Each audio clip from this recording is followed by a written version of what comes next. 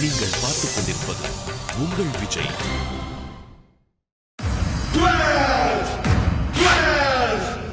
2012 தலைவா, happy birthday. நான் ஒரு தடவை சொன்னா 100 தடவை சொன்ன மாதிரி. This one is dedicated to the one and only superstar Rajinikanth. Happy birthday, superstar. Happy birthday, superstar. Happy birthday, superstar. Happy birthday. Come on, come on, come on, come on.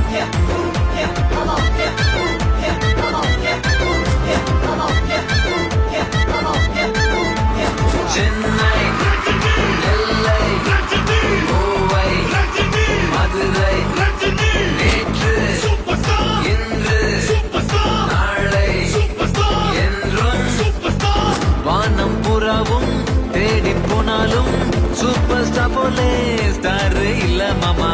இந்தியானாலும் Japan போனாலும் super ஸ்டாருக்கு cut out மாமா. ரஜினி தன் style, Rajini தன் தில், ரஜினி தன் speed, Rajini தன் தூள்.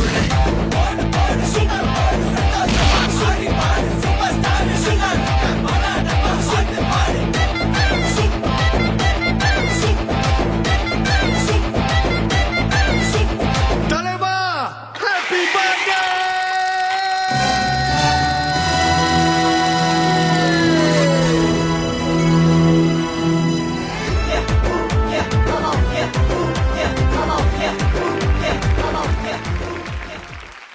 Hi hello and welcome to Sunfeast Kaju Badam cookies. எனக்கு பிடிச்ச Rajini powered by GRT golden seat. And இந்த வாரம் முழுக்க நம்ம தலைவர் பர்த்டே வந்து ஜாலியாக செலிப்ரேட் பண்ணிட்டு இருக்கோம். அண்ட் இன்றைய நாளுக்கு வந்து பார்த்தீங்கன்னா நமக்கு எனக்கு பிடிச்ச ரஜினி இந்த நிகழ்ச்சியில் வந்து நம்ம தலைவர் மாதிரி ரொம்ப ரொம்ப ஸ்டைலிஷான ஒரு பர்சன் வந்து நம்ம கூட வந்து நிறைய விஷயங்களை ஷேர் பண்ணிக்க போகிறாரு. Let's welcome the stylish director and producer mister Lingusamy.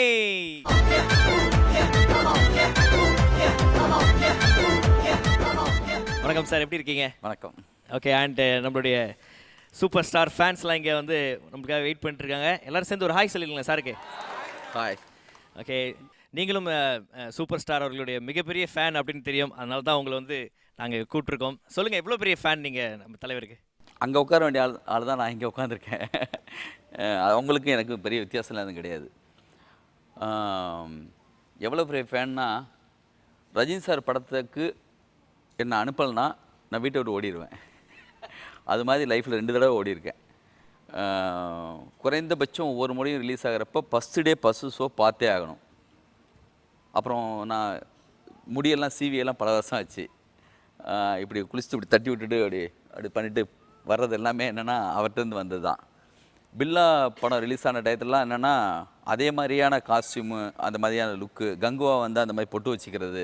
நீங்கள் ஃபஸ்ட் டைம் பார்த்த படம், அதாவது இப்படி வீட்டுக்கு தெரியாமல் போயிட்டு ஏதாவது ஒரு ரகலை பண்ணி ஃபஸ்ட்டு ரொம்ப ரொம்ப கஷ்டப்பட்டு பார்த்த படம்னா எது சொல்லுவீங்க சூப்பர் ஸ்டார்? முரட்டுக்காலை படம். அப்படியே எங்கள் வீட்டுக்கு பின்னாடி தேட்ரு, சின்னதாக ஒரு 6 ஓடும், பின்னாடியே ஒரு தேட்ரு இருக்கும். அந்த படத்துக்கு வந்து கூட்டம் வந்து எனக்கு தெரிஞ்சு முரட்டுக்காலை படத்துக்கு தான் அந்த தேட்டரில் அப்படி ஒரு கூட்டத்தை நான் பார்த்துருக்கேன். அதுக்கு முன்னாடி எல்லாம் சொல்லுவாங்க திரிசூலத்துக்கு அப்படி ஒரு கூட்டம் இருந்துச்சுன்னு சொல்லுவாங்க, இல்லை எம்ஜிஆர் படத்துக்கு ஏதோ சொல்லுவாங்க. முரட்டுக்காலைக்கு வந்து தேட்டருக்கும் பஸ் ஸ்டாண்டுக்கும் அவ்வளோ பெரிய தூரம், அது வரைக்குமே கூட்டம் நிற்கிது. எப்படி இன்றைக்கி படம் பார்த்தானுங்கிற முடிவோட நான் எப்பயுமே எப்படி ஏமாத்தோன்னா, எங்கள் அத்தை வீடு கொஞ்சம் 3 கிலோமீட்டர் தள்ளி இருக்கும், அங்கே போகிறோன்னு சொல்லிவிட்டு இந்த தேட்டருக்கு தான் வந்துடுவோம். அப்புறம் அந்த தேட்டரில் பெரிய சௌரியம் என்னென்னா, ஒரு தடவை ரஜினி சார் படம் பார்த்தா போதும், வீட்டுக்கு முன்னாடி போய் உட்காந்துட்டா மொத்த டைலாக்கும் கேட்டே இருக்கும். அந்த ரீரெக்கார்டிங்கோட அந்த டைலாக்கும் அப்படியே வீட்டுக்கு பின்னாடி உட்காந்தா கேட்கும். பார்த்தா அந்த முரட்டுக்காலை படத்தை குறைந்தபட்சம் நான் ஒரு 12-13 தடவை பார்த்துருப்பேன். பொதுவாக என் மனசு தங்கன்னு சொல்லி அப்படி வந்தாலே போதும், தேட்டர் அப்படி அதிரும். பவர்ஃபுல்லாக ரஜினி சாருடைய என்ட்ரி, அந்த உடைய லுக்கு, வேறு மாதிரியான ஹேர் ஸ்டைலு, சீவிடுவேன் அப்படி சொல்கிறது, அதெல்லாம் முத ஜெய்சங்கர் சார் வந்து வில்லனாக நடித்தது. நான் பார்த்த மிக்க தேட்டரில் உட்காந்து பார்த்த பவர்ஃபுல்லான ஒரு கமர்ஷியல் படம், விவரம் தெரிஞ்சு பார்த்த படம்னா அந்த படம். இப்போது ஸ்டைல் அப்படின்ற ஒரு விஷயம் வந்து ரஜினி சார் ஸ்டைலில் நான் வந்து தலை எப்படி கோதுவேன், அப்படி இதெல்லாம் பண்ணுவேன் அப்படின்னு சொன்னீங்க. உங்கள் படத்தில் வந்து எந்த அளவுக்கு வந்து ரஜினி சார் ஸ்டைலு, இல்லை இது பண்ணால் நம்ம வந்து அப்படி இருக்குமே அப்படின்னு சொல்லிட்டு ஏதாவது ரசித்து ஏதாவது ஒரு சீன் ஏதாவது வச்சுருக்கீங்களா? அது மாதிரி இல்லை ஒரு ஸ்டைலோ இல்லை ஒரு மேனரிசமோ? எல்லா படத்துடைய டிஸ்கஷன்லையும் ரஜினி சாரை அவாய்ட் பண்ணி என்னால் கதையே பேச முடியாது.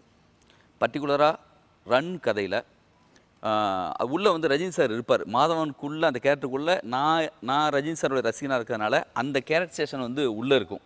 அது உள்ளே வச்சு தான் ஒவ்வொரு சீனுமே நான் திங்க் பண்ணுவேன். உதாரணத்துக்கு வந்து சற்றை க்ளோஸ் பண்ணிவிட்டு அப்படியே வந்து ஃபைட் முடிஞ்சதுக்கு பிறகு சிவா சொன்ன கேளு நீ யார் அடிச்சிருக்க தெரியுமா, சொன்ன கேளு இங்கே இருக்காத நீ போயிடுன்னு சொல்லி பேசுவா தெரியுமா. அந்த இடத்துல வந்து பேசுகிற டைலாக் வந்து நான் ரஜினி சார் மாடுலேஷனுக்கு எழுதி தான் மேடிக்கு கொடுத்துருக்கேன். படமாக பார்க்குறப்ப மேடி அவருடைய லாங்குவேஜ் அதில் தெரியாது, ஆனால் அதுதான் ரஜினி சாருடைய வாய்ஸ் தான் அது. உங்கள் அண்ணனுக்கு நான் 2 உசுரா அடித்தா வலிக்கும்ல, வெட்டினா ரத்தம் வரும்ல, நீ சொல்லு போயிடுறேன், அதுக்காக யாராவது சொன்னால் போக மாட்டேன் அப்படி சொல்கிற மூடு என்னென்னா ரஜினி சார் மூடு தான். சிவா எதுக்கு ஜாக்கிரதையாரு அப்படின்னா தப் நடந்து வந்துட்டு இதெல்லாம் உன் அண்ணன்ட்ட போய் சொல்லு, இது அப்படியே ரஜினி சார் மூடு தான். அதை மாதவனுக்கு பண்ணும்போது வேற ஒரு டைரக்டர் வந்து செய்யும்போது அது வேறு மாதிரி மாறுது. Super sir. தேட்டரில் ஒரு ஆடியன்ஸாக ஒரு ரசிகனாக உட்காந்து ஒரு பார்த்த காலம் வேறு, அண்ட் ஒரு டேரக்டராக ஒரு ரொம்ப ஸ்டைலிஷான ஒரு டேரக்டராக இப்போ ப்ரொடியூசராக இருக்கீங்க. ஸோ இதெல்லாம் தாண்டி இப்போ அவர் வந்து பர்சனலாக மீட் பண்ணக்கூடிய ஒரு வாய்ப்பு உங்களுக்கு கிடச்சிருக்கும் இல்லையா, அப்போ அந்த மொமெண்ட் பற்றி சொல்லுங்கள். ரஜினி சார் வந்து பாட்ஷா செட்டு போட்டு ஷூட்டிங் நடந்திருந்த டயத்தில் தள்ளியிருந்து பார்த்துருக்கேன்.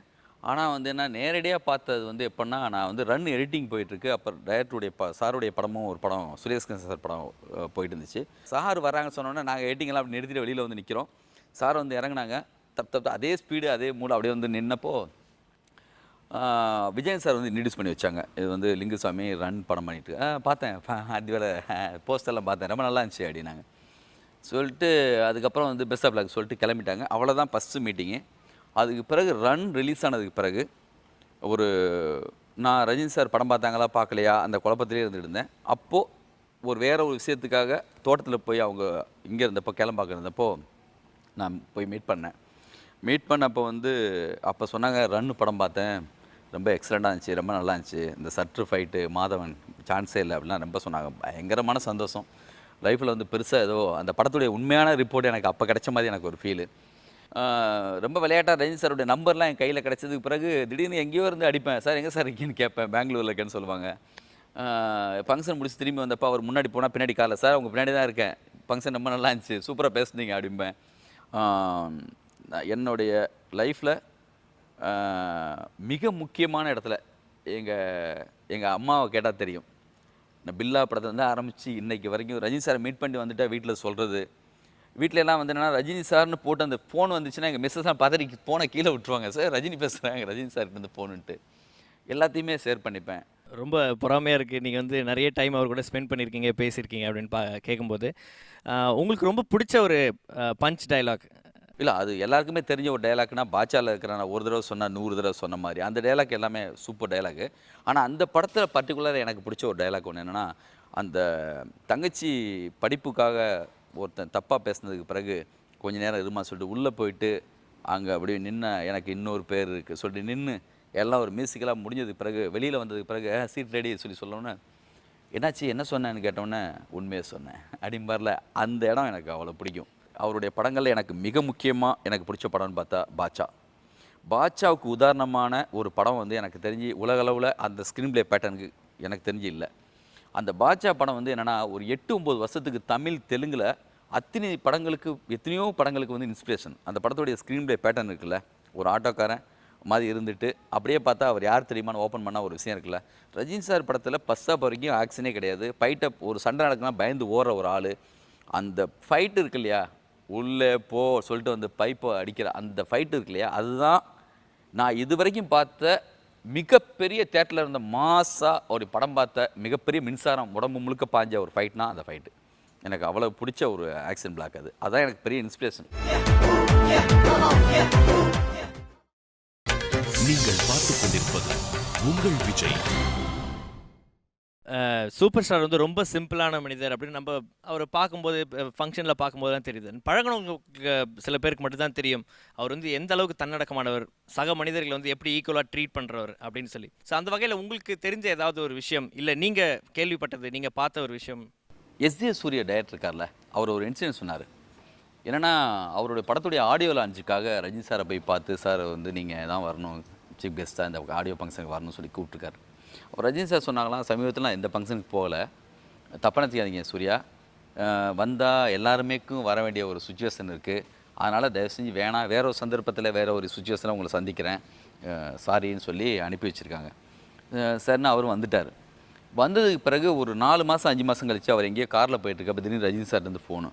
ஒரு நிமிஷம் பேசாமா, சார் சொல்லுங்கள் சார் சொல்லி கேட்டோன்னே, இந்த மாதிரி தப்பாக நினச்சிக்காதீங்க, பாக்யராஜ் சாரும் பூர்ணிமா பாக்யராஜ் அவங்களும் வந்திருந்தாங்க.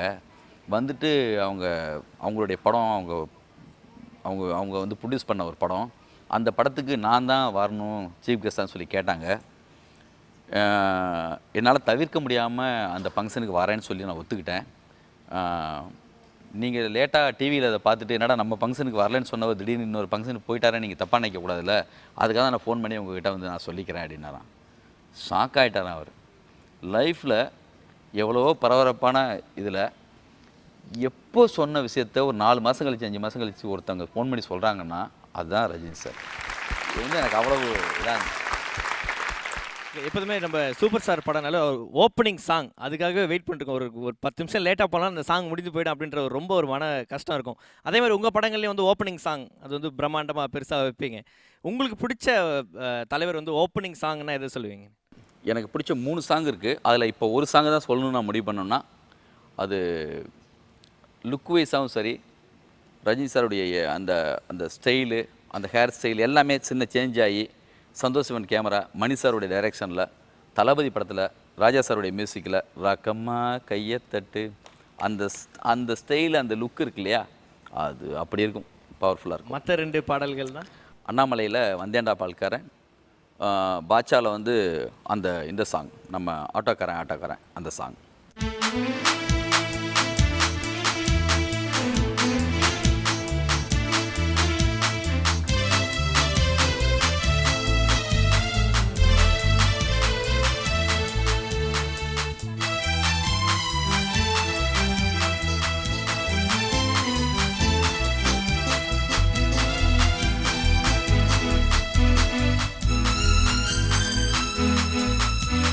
தேரெடுக்கும் நாளும் தெப்பம் விடும் நாளும் மச்சா எங்கே அது ஏங்கூரு அடவூரு சனையாவும் ஒத்துமைய சேரும் வம்பும் தும்பும் இல்ல நீ பாடு மத்தள சத்தம் 8 ஊருனா எட்டணம் தம்பி அடி ஜோராக வக்கிரவானோ அந்த வானையே எட்டணம் தம்பி விடு நேராக அடதம் மட்டும் தாரதா தட்டி பாரு முத்தம்மா முத்தம் சிந்து பனிமுத்து போல் நித்தம் வந்து அடமாமா நீ ஜல்லிக்கட்டு தன்னானே ஜல்லிக்கட்டு அட பக்கம் நீதான் அட வைக்க போற உன கொஞ்சம் மேஞ்சா எனக்கு போற சாங்கு ஜக்கு சக்கு ஜக்கு சாங்கு ஜக்கு சா சாங்கு ஜக்கு சக்கு ஜக்கு சாங்கு ஜக்கு சா சாங்கு ஜக்கு சக்கு ஜக்கு சாங்கு ஜக்கு சா சாங்கு ஜக்கு சக்கு ஜக்கு ஹே ஹே ஹே அடி ரக்கம்மா கைய தட்டு புது ராகத்தில் மெட்டுக்கட்டு அடிரா கோழி மேளங்கொட்டு இந்த ராசாவின் நெஞ்ச தொட்டு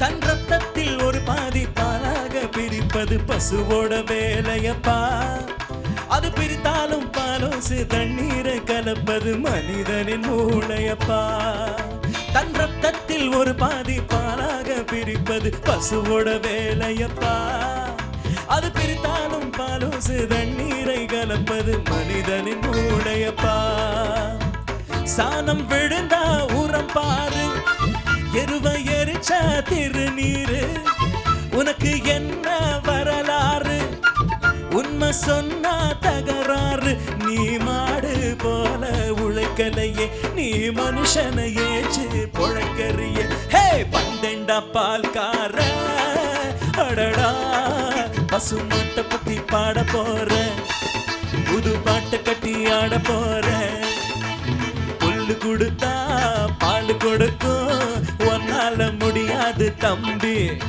அட பாதி புள்ள பொறக்குதப்பா பசுபால தாய்ப்பாலா நம்பி வந்தண்டா பால்கார அடடா பசுமாட்டை பத்தி பாட போற புது பாட்டு கட்டி ஆட போற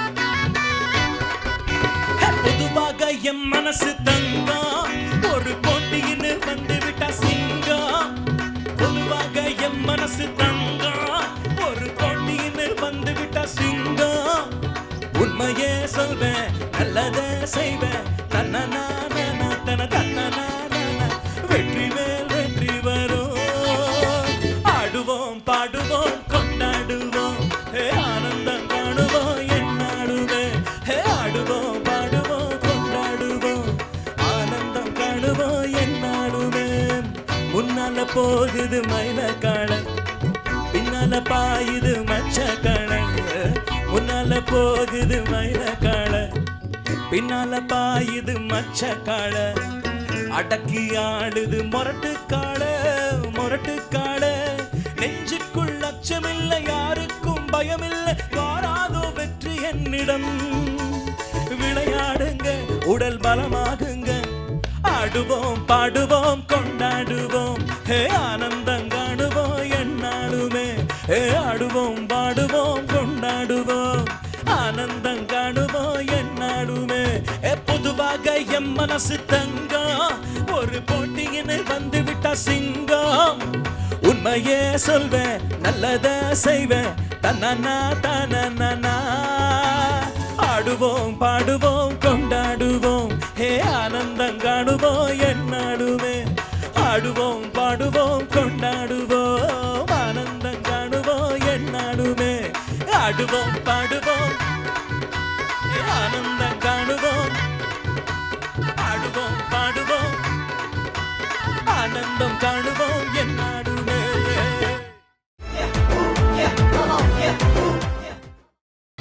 நீங்கள் பார்த்துக் கொண்டிருப்பது உங்கள் விஜய். ஒரு நபரை வந்து நம்ம யோசிக்கும் போது அவங்களோட போட்டோ ஒன்று வந்துட்டு போவோம். சூப்பர் ஸ்டார் அப்படின்னு சொன்னா உங்களுக்கு எந்த இமேஜ், எந்த ஸ்டைல், எந்த லுக்ல அவர் வந்துட்டு போவாரு? அது மனிதன் படத்தில் முத ஒரு ஸ்டில் வந்து எல்லா இடத்துலையுமே அது இருக்கும். ரஜினி சார் லேச ப்ரொஃபைல் அப்படி திரும்பின மாதிரி இருப்பார். ஃபஸ்ட் டைம் ஹேர் ஸ்டைல் சின்ன சேஞ்ச் இருக்கும். அந்த மனிதன் ஸ்டில் வந்து என் லைஃப்பில் வந்து முக்கியமான ஸ்டில்லு. அந்த ஸ்டில்லும் தளபதியில் வந்து அப்படி லேச ப்ரொஃபைல் அப்படி திரும்பின ஒரு ஸ்டில்லு. அது அவர் என்ன போஸ்ட் கொடுத்தாலும் அது போஸ்ட் தான். சும்மா நின்னாலோ அப்படி லேச காலை தூக்கி அப்படி இருந்தாலோ. வேலைக்காரன் படத்தில் வந்து 2 கையிலையும் கட்டி வச்சுட்டு அப்படி வந்து அப்படி நிற்பார். ஒரு ஸ்டில்லு அவருக்கு. அவர் எது பண்ணாலும் போஸ்ட் தான். அதேமாதிரி பாட்சாவில் 2 பக்கம் நாய் தாடி வச்சுட்டு அப்படி வந்து உட்காந்த அந்த ஸ்டில்லு எல்லாமே இதான்.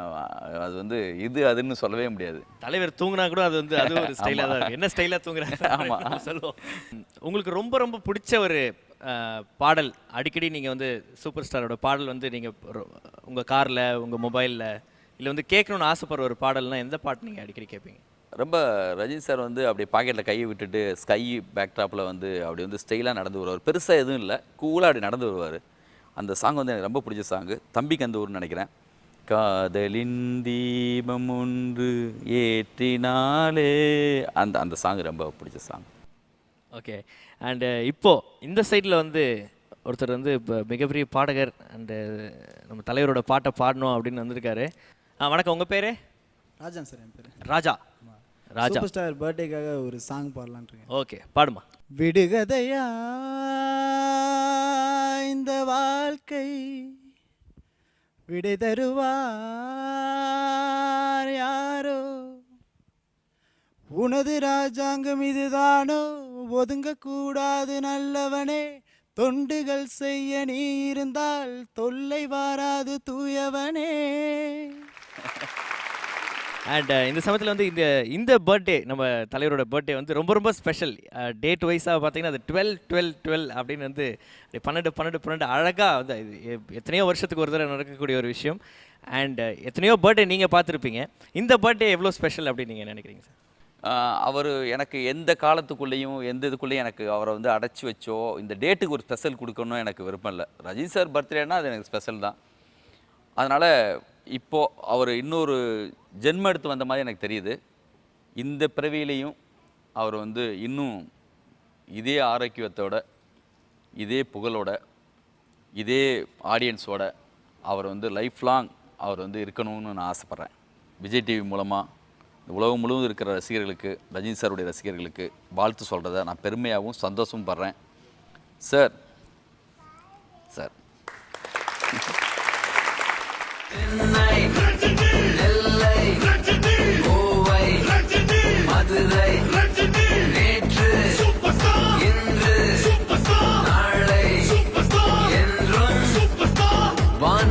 பூராவும் தேடி போனாலும் சூப்பர் ஸ்டார் போலே ஸ்டார் இல்ல மாமா. இந்தியானாலும் ஜப்பான் போனாலும் சூப்பர் ஸ்டாருக்கு கட் அவுட் மாமா. ரஜினி ஸ்டைல், ரஜினி தில், ரஜினி ஸ்பீட், ரஜினி தூள். எல் மியூசிக் என்ற லேபிள் லான்ச் பண்ணுறோம். அதில் முதல் பாடலாக என் கணவருக்காக ஒரு dedication, super star Rajini song.